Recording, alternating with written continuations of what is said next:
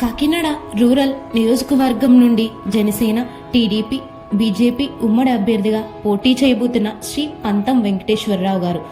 కానీ కాకినాడ రూరల్ ప్రజలంతా ఈయన్ని ప్రేమగా నానాజీ గారు అని పిలుచుకుంటూ ఉంటారు.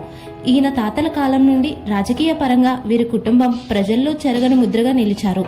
వీరి తాతల కాలంలోనే అణగారిన వర్గాలను ఆదుకోవడానికి 100 ఎకరాల సాగు భూమిని ఇచ్చి తూర్పుగోదావరి జిల్లా రాజకీయాల్లోనే వీరి కుటుంబం విశేషంగా నిలిచారు. తాతల కాలం నుండి రాజకీయ అనుభవం కలిగిన నానాజీ గారు గతంలో కాంగ్రెస్ పార్టీ నుండి అనేక పదవుల్లో పనిచేశారు.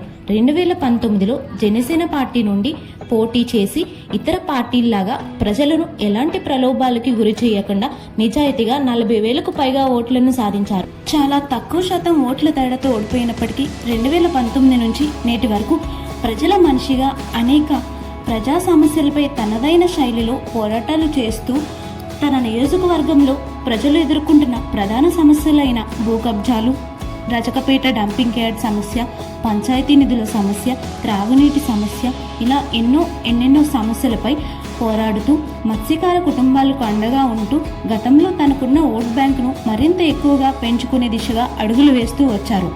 జనం కోసం పవన్, పవన్ కోసం మనం అనే నినాదంతో ప్రతి ఇంటికి వెళ్తూ ప్రజా సమస్యలు తెలుసుకుని తన గళాన్ని గత 3 ఏళ్లుగా వినిపిస్తూనే ఉన్నారు.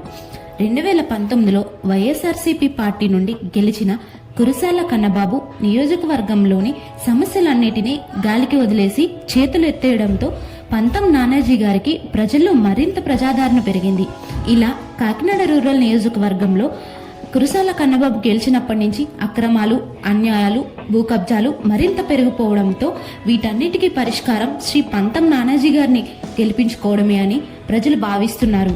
ఓడిపోయినా ఆగిపోకుండా ప్రజాగాలంగా మారిన శ్రీ పంతం నానాజీ గారు గెలవాలని మనస్ఫూర్తిగా ఆశిస్తూ గాజు గ్లాసు గుర్తుపై ఓటేద్దాం, శ్రీ పంతం నానాజీ గారిని గెలిపించుకుందాం.